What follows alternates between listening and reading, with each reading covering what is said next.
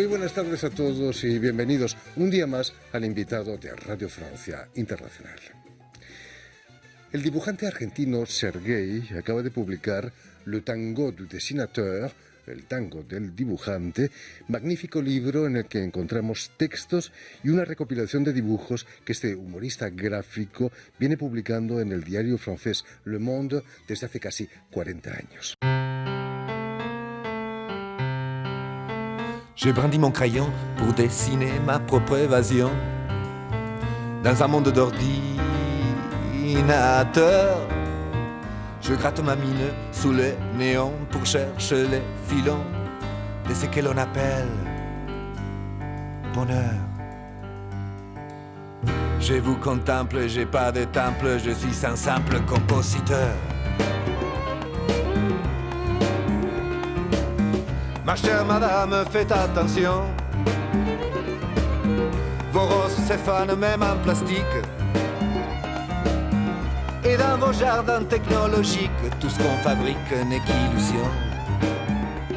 Y precisamente para hablarnos de este libro y de su trayectoria en el humor gráfico, pero también de su faceta de pianista y compositor, estábamos escuchando, cantando su tango del dibujante. Serguei ha sido tan amable de venir hasta nuestros estudios. Muy buenas tardes, Serguei. Buenas tardes, Jordi. Y sobre todo, muchísimas gracias por haber hecho el esfuerzo de venir hasta nosotros. Es un placer. Permíteme, Serguei, que recuerde a nuestros oyentes que has nacido en Buenos Aires en 1956, si no me equivoco, y que muy pronto, con solo 17 años, ganas el primer premio del concurso de humor argentino, de un concurso célebre de humor argentino, con el libro Serguei o no Serguei. Metafísico. Acabaste respondiendo a esa hamletiana pregunta. Sí, digamos que monté ciertas marchas de la escalera, pero yo había hecho proyectos mucho más ambiciosos. Y hay que hacer proyectos ambiciosos. Esta parte de mi vida me hace pensar, porque caímos justo en la época que yo tenía 17 años, había un programa que se llamaba Volver a Vivir en la televisión argentina, y es exactamente lo que me parece que estoy haciendo. Fue muy importante para mí, fue importante porque eso me lanzó en toda la carrera. Yo estaba ya publicando a los 14 años, desde los 14 años en revistas, y cuando hice ese libro fue como si entrara en las órdenes, entrara en el convento. Y cada día me impuso una disciplina, trabajaba a la noche y durante el día dormía. A la noche tenía siempre 1, 2, 3, 4, 5 ideas y bueno, no las puse todas, pero como el jurado era muy importante con Brascol, Andrú y Quino. Y Quino, nada más y nada menos. Nada más y nada menos. Cuando me anunciaron, cosa graciosa.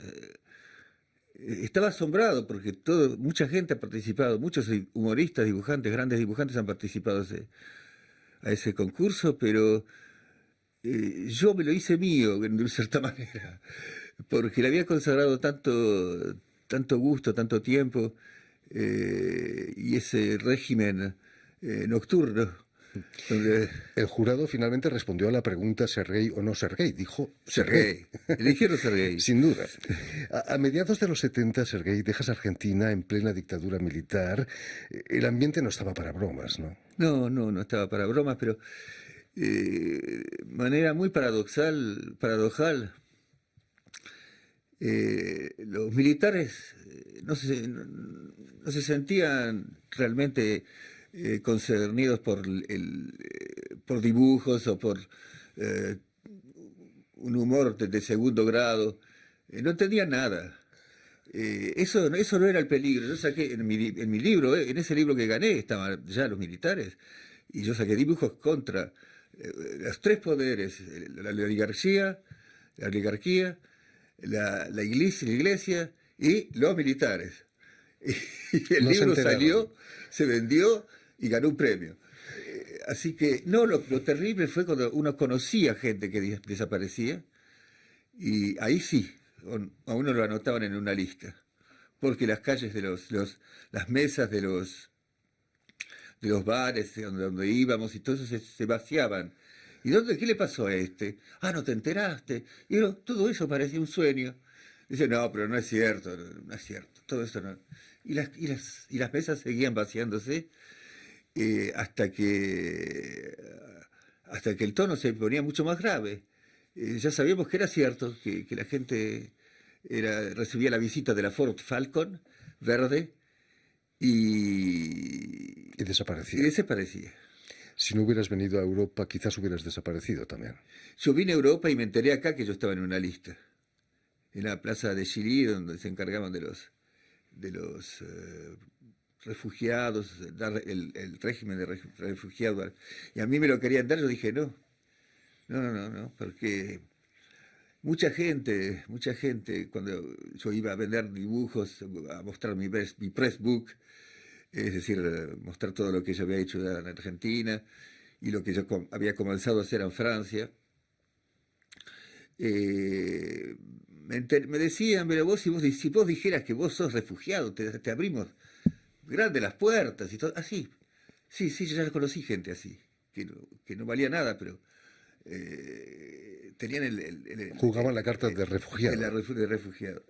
Y yo digo, no, yo no quiero ser aceptado como refugiado, yo quiero que me recompensen por lo que valgo. Por supuesto. Y bueno... Precisamente en el 82 empiezas a colaborar con Le Monde. Cuéntanos, ¿cómo fue vuestro encuentro, Sergueï, con Le Monde? Bueno, yo en ese momento dado, yo había ya publicado mucho en París, en el Écho de Savane, hacía historietas. Tengo que decir que en esa época yo no hablaba el francés. Y que tenía una amiga que me hice allá, acá, pero a mí mejor,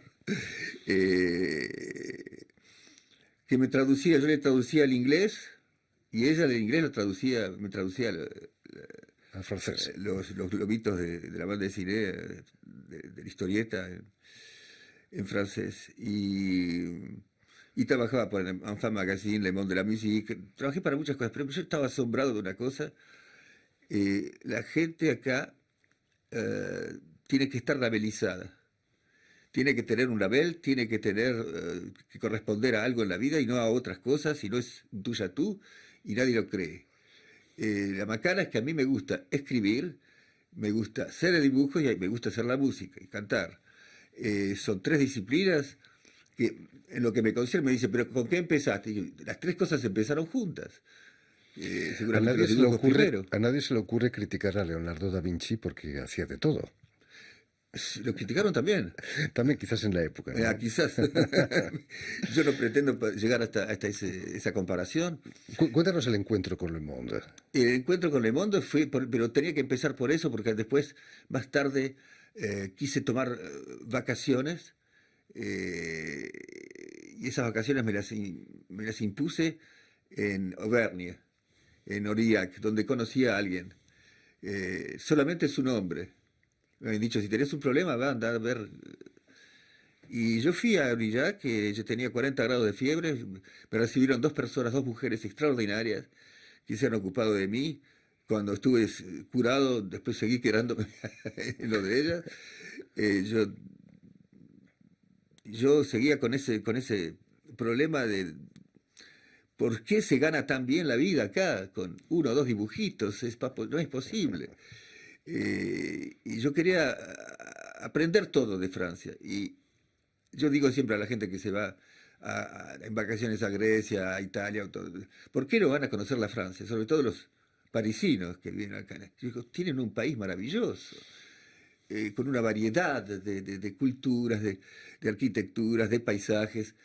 Bueno, yo ahí aprendí el francés y al mismo tiempo empecé a tener ganas de volver a París. Volví a París un weekend, el viernes, y después tenía el weekend, hasta el lunes.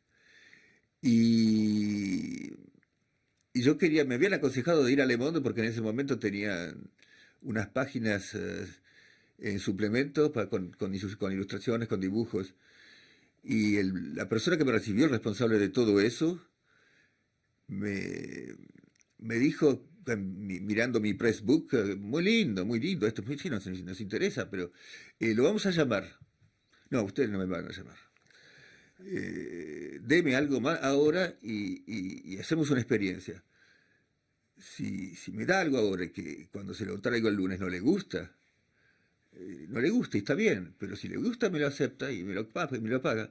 ¿Y qué le parece? Como cuestión, de todas maneras no tenía otra alternativa porque yo estaba muy convencido. Y le gustó, salió y empecé a publicar de tanto en tanto en el suplemento hasta que desapareció. Después publicaba un dibujo por semana, pero eran dibujos en tanto que de dibujante de prensa. Y más tarde, era en el 83 ya, y más tarde en los 84 empecé a hacer muchos más dibujos para el Le Monde del Livre, hasta que, bueno, me casé con el diario. Bueno, una boda muy interesante, ¿no? Bodas de oro, sí. Plantu ha sido durante muchas décadas quien firmaba el dibujo de la portada de Le Monde. Sí. Imagino que discutíais sobre los temas, había una conferencia de redacción quizás. Hay quienes iban, yo no iba nunca. Sí, eso era un poco Daniel el Travieso. No me interesaba eso porque todos teníamos que estar parados y no se decía nada en particular. Se pasaba en revista los temas y todo eso, pero después, de todas maneras, más tarde me enteraba. Y a Jean Plantu yo nunca lo vi trabajando. Tenía su gran bureau, oficina. Yo en esa época estaba hasta los 85, tenía que squatear, se puede utilizar ese término. Por supuesto. Otras oficinas, y fue muy lindo porque era otra época. Le Monde era un diario de familia, era una familia, Le Monde, y como era ineluctable que tarde o temprano se transforme en una empresa. Y bueno, en esa época nos divertíamos mucho. Yo encontré ciertas personas que trabajamos juntos, y hacíamos locuras, jugábamos al tenis con pelotas de papel y toda esa gente importante que era corresponsales en Washington. Y un día yo estaba durmiendo la siesta, porque es muy importante para mí la siesta, sobre todo acá en París. La gente no concibe eso, pero... Y dormí la siesta en la oficina de uno de los jefes, bajo su mesa, bajo su escritorio. Y hubo una persona, un gran dirigente africano fue invitado, y cuando me vio ahí, dice: ¿tienen ese tipo de problemas acá con los...? Es un sin techo, simplemente. Pensaba que yo estaba muerto, tal vez. Terrible. No, pero lo que quisiera decir es que nunca he practicado, trabajé con otros diarios y revistas, pero Le Monde era un mundo aparte, es el caso de decirlo. Y sigues colaborando. Hoy, esta mañana, estabas dibujando para Le Monde. Estuve trabajando y me di cuenta de una cosa hace un tiempo, que fue muy gracioso, porque no había nada en la actualidad que yo no hubiese tratado antes, de todas maneras. Así que me dije, voy a pensar en un título, y el título me va a dar ganas de hacer el dibujo. Y así lo hice, y debe haber salido hoy. E hice un dibujo que se llamaba Cuento de una tarde canicular. Cuento de una tarde canicular. Ese título me gusta. Y después hice el dibujo. Hay que verlo el dibujo, no hay que contarlo. Lo veremos. Invito a todos los que pueden leer Le Monde de ver mi dibujo. Por supuesto. Si no, a llamarme para que les cuente el dibujo. Volviendo al magnífico libro, Serguei, que acabas de publicar, Le Tango du Dessinateur, el tango del dibujante, es mucho más que un libro de dibujos humorísticos. Es una experiencia, no se hizo hasta ahora un libro así. Es decir, hay dibujos donde primero los dibujos no andan muy bien, no funcionan muy bien en el mercado francés. Pero esos libros no están, esos dibujos no están ahí para ilustrar mi texto, mi ficción, mi pequeño mini román, mini novela. Ellos forman parte de la historia. Forman parte de la historia porque, de todas maneras, son dibujos que hice una selección de mis 7.000 hechos en Le Monde para llegar a 300. Fue terrible esa selección. Y después, más tarde, me dije, bueno. En tu novela corta, Sergei es secuestrado por una banda y le obligan a seleccionar dibujos en un montón. ¿Te sentías así cuando preparabas el libro, secuestrado, seleccionando dibujos? No, fue un placer hacer ese libro, porque hay gente que dice, no me metan en un cuento, en un libro, donde hay que atravesar 100 metros bajo tierra. Y se pasa de una manera subterránea, pero también underground, con todo lo que esa palabra implica. Y la palabra underground era en un momento dado culturalmente subversiva en América del Norte, Norteamérica. Pero al mismo tiempo fue una escuela, la escuela del underground. No me fié a eso para hacer ese dibujo. A mí solamente mi editora me dijo, haz lo que quieras, te tengo confianza, y bueno, pero te va a costar caro, le dije. No importa. Los hijos cuestan caro, ¿eh? Es cierto que es mi bebé y está creciendo conmigo. Yo decía que los dibujos forman parte de la historia, ¿no? Entonces, lo mejor es el consejo que yo doy de leer la historia y leerlo como un libro. En la portada vemos a Sergei quizás frente a un público que en tu novela corta dices que no es un público, es un tribunal. Es un tribunal. ¿Te sientes así juzgado como dibujante? Tengo ese miedo, soy paranoico. Soy un poco paranoico.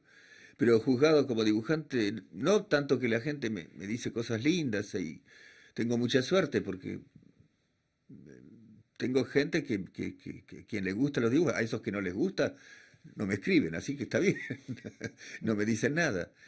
Pero por lo menos no me enteré de que deben haber gente que está contra la política de mis dibujos o la no política de mis dibujos, justamente. Ser gay o no ser gay, política o no política. Y en la no política yo ataco mucho mejor porque ataco de afuera.